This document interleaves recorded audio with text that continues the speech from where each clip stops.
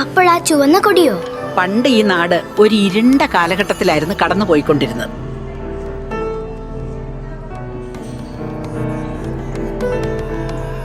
ജയിക്കുന്നുണ്ടെങ്കിൽ അത് ഞങ്ങളായിരിക്കും.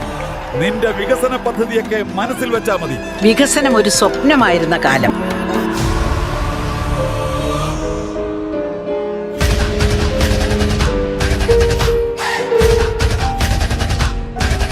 ഈ നാട്ടുകാർ ആ ചുവന്ന കൊടിയിൽ വിശ്വസിച്ചത് വെറുതെ ആയില്ല.